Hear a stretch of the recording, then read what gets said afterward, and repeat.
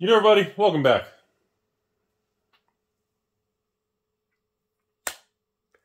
Time has a funny way of just kind of giving us all a little humility, a little humbling. Today, it's been 18 months since the summer of 2020. In that time period, I was the only dumb enough person to make a video on YouTube during the VIP Double Masters launch when the $100 booster pack was first introduced to the world.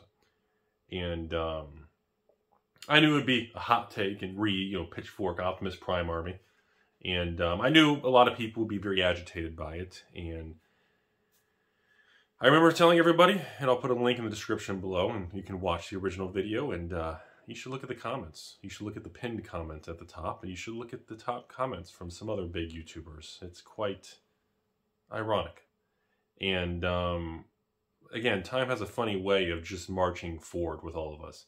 So 18 months later, after I made the video saying $100 a pack for VIP Double Masters was underpriced, I was the only idiot to say that when everybody was freaking out and heads were popping down the street and Tumbleweed Guy was making millions, and everybody was very concerned.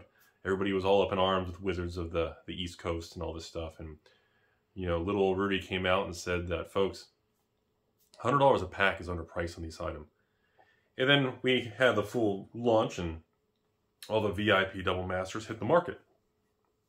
Stores started fire selling the VIP Double Master packs. I sold about 90% of my position to patrons, and I was selling them.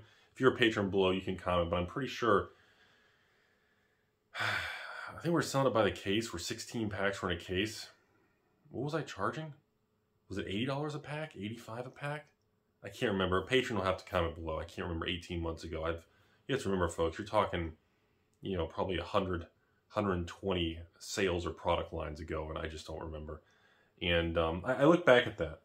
And I remember telling people, you know, if you want to sit on something and you want to have a position, buying into this, even if you just go on the open market, even if you're not a creepy Rudy shilling for himself, and I sponsor this video by myself, even if you just go on eBay or TCG Player and just buy a packs for $90 to $100 a pack, pay the shipping and tax. I don't even know if they were charging tax on eBay back then.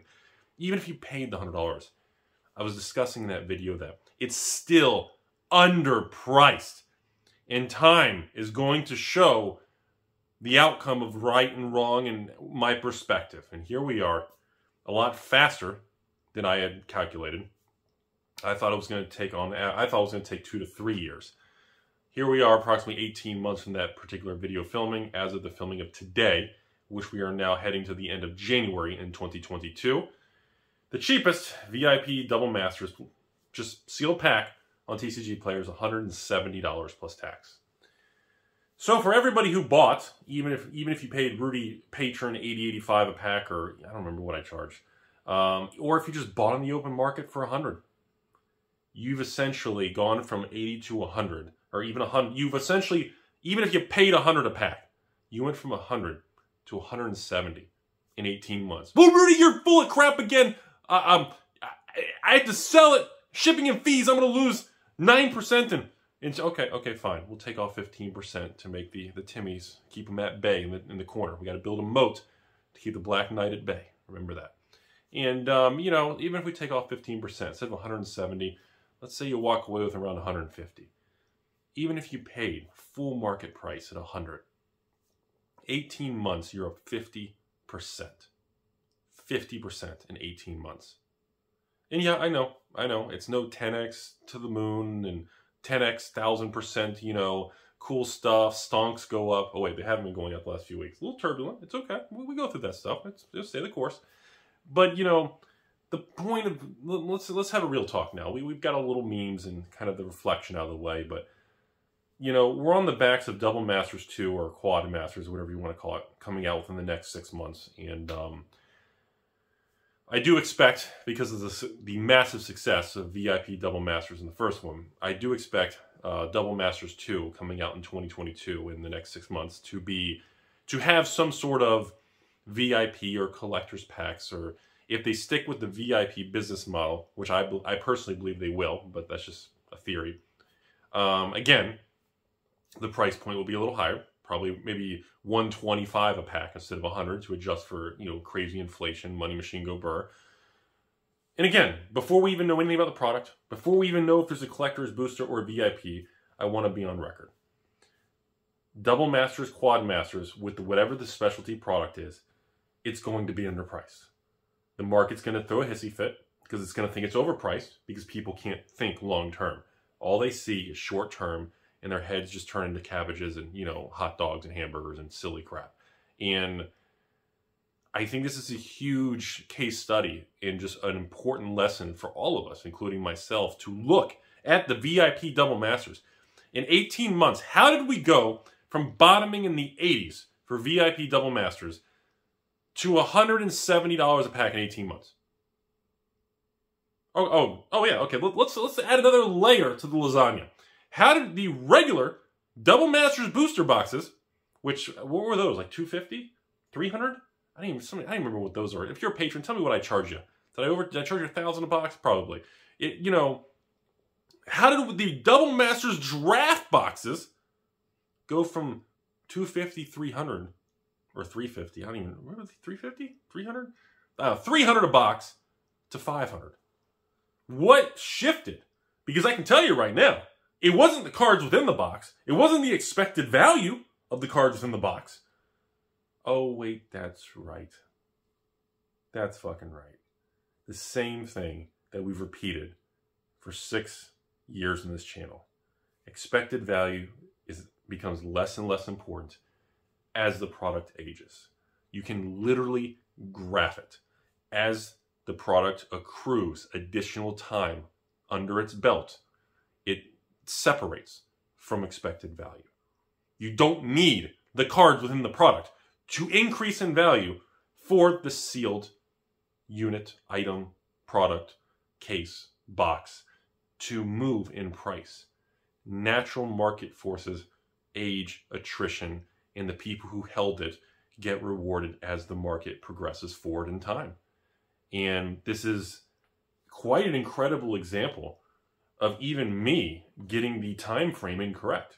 Because I didn't think we'd see $200 VIP boxes. You know, I thought we'd see $150 VIP packs in about 2.5 years. I thought we'd see $200 VIP packs in maybe 3 to 4 years. I never thought we'd be here in 18 months. Especially when I made that first video, link in the description. Please go in that, click the link in that description and look at my old video. And just watch, or put a comment on there making fun of me. I want to see how many people comment. I want to see the dates of the comments. I want to see people's response to the comments that are so absurd from that video. You gotta, it's priceless. You can't pay for stuff like that. And it's important for all of us to learn. It's important for all of us to understand why and how these things happen. It's important for all of us to understand that moving forward, we haven't seen nothing yet. This is going to continue to become more and more expensive. Inflation, special things, and we haven't even seen the serialized, redemption, signed cards, artist-proof sketch cards. Do you realize what's going to happen if Double Masters 2 Quad Masters has, in the VIP packs, have a signed or sketch card in one per case or something? Do you I feel like the public is just not ready for that. They cannot comprehend the concept that one per case of VIP Quad Masters will have a sketch card numbered out of 50 or something.